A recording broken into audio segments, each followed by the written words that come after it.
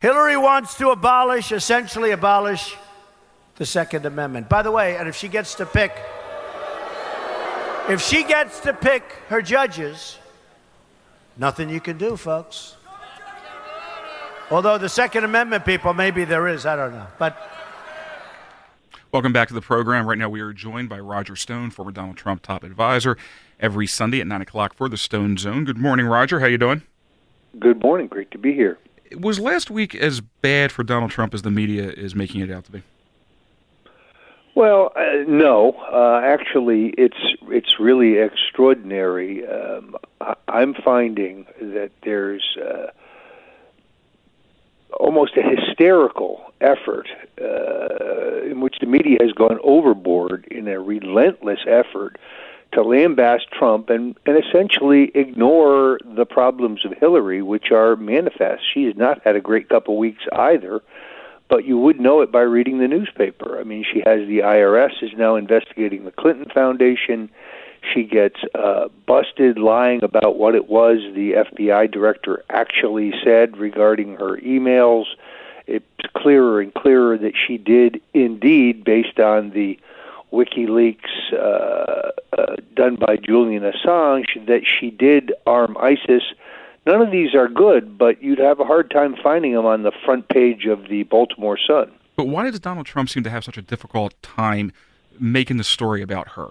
I mean, in the clip we just played, you know, he brings up what her Supreme Court appointees may look like, but it seems like he's constantly making the story about him in a negative light and not really hammering home all the things you just mentioned about Hillary Clinton. I mean, any one of these scandals individually should end her campaign, and the fact that there's a new one every other day, it seems like he's not capitalizing on it.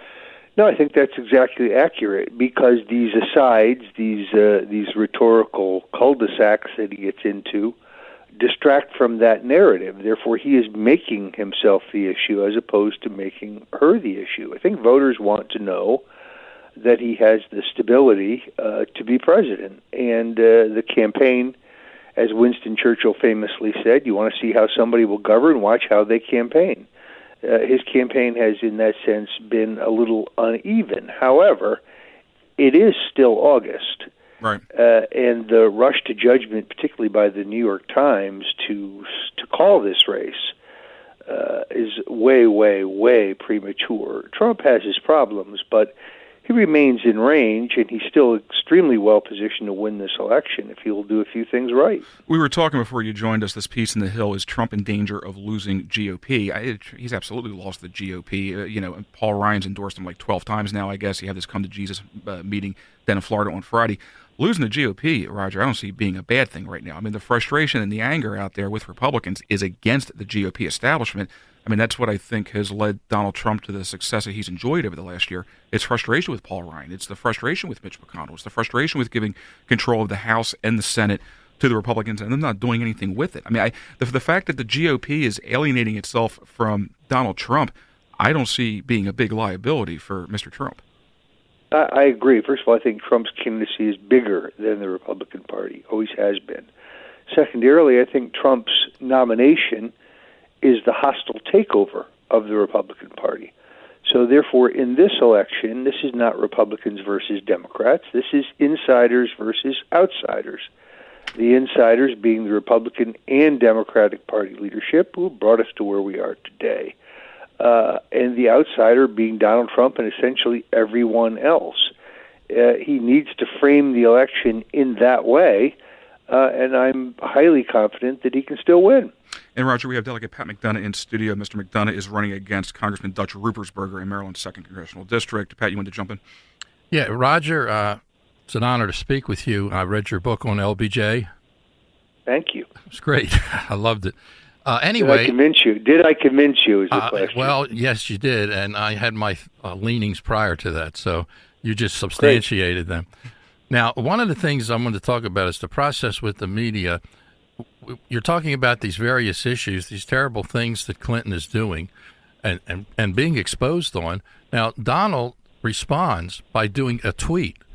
Why does Donald not go out with a formal press conference? Of course, Clinton hasn't had one for 250 days, but a full dress press conference and an address these key issues like her initiative and the IRS investigation in front of the press instead of just tweeting off kind of, I don't know, smart alecky or whatever you want to call them, tweets that live and die in one day. If it's a full dress press conference and he addresses facts and figures and has time to get it all out, it seems to me he could build his case in a much more impressive manner, and he's very good at this stuff. But I don't know why he doesn't take time and do that. Well, I don't disagree with you. On the other hand, look at what happened when he correctly said that the Obama-Clinton administration are the founders of ISIS, which is fundamentally correct. While it's true that the policy vacuum left by George W. Bush creates the purpose of ISIS, Hillary Clinton, without any question whatsoever, arms them. That's indisputable. Yet the media provides her defense. She didn't even have to defend herself. They were too busy defending her. So even in those instances where he has done so, there's a 2-day firestorm. He refuses to back off. Then he seemed to back off. Then the following day he seemed to be back where he was. Frankly, I thought he was right to begin with. Should have just stuck to his guns. I agree with it, but I think it was a little more of a sophisticated approach where you and I and Jimmy understand it, but a lot of the general public, including the independents and the crossovers, may look at it as, well, that doesn't make sense, but it does make sense, and it's a good way, like hitting the proverbial mule over the head with a sledgehammer, that you get your point out. But I think if he would be more outlined, more presidential, it would go out to a greater extent. But I wanted to ask you one final question. We all know that this is the media is conducting a war on Donald Trump, and the war goes beyond Donald Trump. It goes after all the things that Donald Trump stands for to make this country great, and they're really conducting a war on that agenda. I mean, it's much more fierce than what they did to Ronald Reagan and much more personal, and because they've gotten much worse over the years. Will they be successful? I don't think they will, because the voters are so fed up, and for the first time, at least we saw in the primaries, the voters are seeing through all this. I mean, you had hundreds of millions of dollars in negative TV ads run against Trump, and they had no effect whatsoever. That people began asking, who's paying for these ads? Where did the money come from to pay for these ads? So the voters are in a very skeptical mood, a very sour mood. The country's roughly evenly divided. No, they're trying to do the full Barry Goldwater on Trump. Remember that? Yeah. He's trigger happy. He's crazy. He's mentally unbalanced. He's a bigot. He's anti-Semite. Now, a few years later, when Goldwater which is all the characteristics of Hillary Clinton, by the way. The very same people were saying, he's a statesman. He's a genius. He's one of the greatest political leaders we've ever had. The media is so ridiculously fickle. I don't think it will work, because I think people are taking it, in many cases, with a grain of salt. Let me ask you a question, Roger. You need to do a book on the media, Roger. That's a good thought. Maybe next. Roger, let me ask you a question. Donald Trump had come out roughly a year ago, interview he had with Chuck Todd over at Meet the Press, and said that if he wasn't polling at a certain level at some point, he may drop out of the race, and that clip has been played over and over recently. Is there any scenario you could see Donald Trump dropping out of this thing with 90 days to go to the general election? Well, first of all, you're referring to sleepy-eyed Chuck Todd, a man with a face for radio. But thanks, Roger. I appreciate it. He said that within the context of the primaries, right. I think. I know. He's not a quitter. He's a brawler. I see zero chance that he drops out. Yesterday's Times piece was way premature. Yeah, I think he's having a little trouble making the transition from the primaries to the general election. But I'm also highly confident he will find his footing. You have 2 or 3 potentials here. One, you've got 3 debates, it appears, and those debates have the ability to reset everything. Secondarily, you have Julian Assange, who's made it pretty clear that all those emails that Huma Abedin and Cheryl Mills, the flunkies for Hillary, thought they erased, well, unfortunately, he has all of them.